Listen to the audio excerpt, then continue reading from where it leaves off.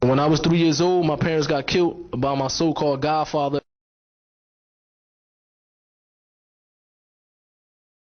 So I was in the house, I was 3 years old, I got shot in the foot. I had a 6-month-old brother and I had a 4-year-old brother in the house. Alhamdulillah, nothing happened to us. We was after the death of my parents, I moved to Irvington, New Jersey with my grandparents.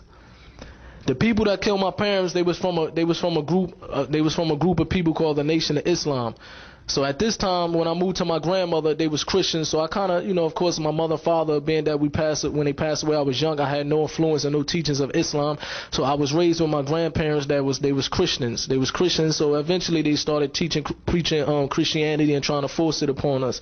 So growing up in Irvington, New Jersey, in a household with it was a bunch of us in one household, me, a couple cousins, and things like that. When we start getting up to age, we started hanging on the street like everybody else in the city. You know what I mean? When you get bored, you start hanging in the streets and things like that. But at a young age, I was trying to figure a way to get out of the hood. I was seeing people that, growing up with, that they was turning into drug selling, stolen cars back in the day. This was happening around my way.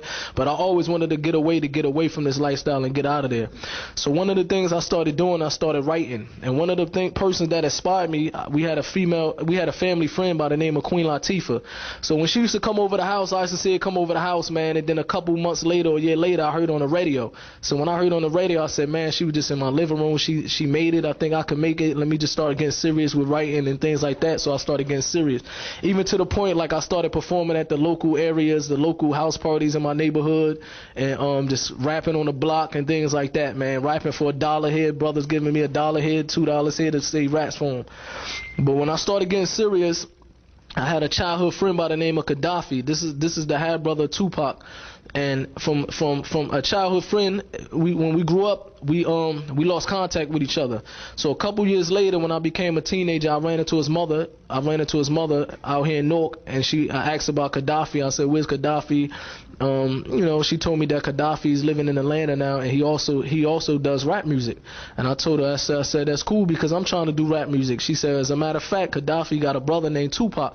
Did you ever hear Tupac? I said, yeah. This is when Tupac first came out with He had the album Tupacalypse Now and Strictly for Something. Strictly for my, I can't say it, but so he came out with this. He came out strictly for my niggas. It's not a curse word, some people is really that. Alhamdulillah. So, but he came out with these albums, so I heard of him. And, she told me that was his half brother, and they coming to New York real soon. As a matter of fact, I'm gonna give him the number so when they come, you can meet him. Like the brother said in the biography. So when Tupac came to New York, he already heard about the story. So I guess hearing about the story of my mother and father kind of softened his heart. We said, I want to meet this kid and things like that. So eventually after that, Tupac got shot in New York, and then he got arrested.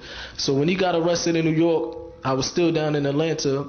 And we was still doing music with the rest of the group, and with me, Gaddafi, it was another member named Idi Amin, who's a cousin of Tupac. Alhamdulillah, Idi Amin he took Shahada now, alhamdulillah, and Castro, who was Tupac's cousin. So we was doing music down there, waiting till Tupac come home. When Pac got released from jail, he signed a record deal with Death Row Records. I'm sure people heard of Death Row Records. So he said, when I come home, we're going to move to Los Angeles. And we signed a deal with Death Row Records. At this time, Death Row Records was one of the most powerful record labels within rap music in the world at that time. You know what I mean? It was selling the most records out of anything, so it was a big move for him, for the dunya.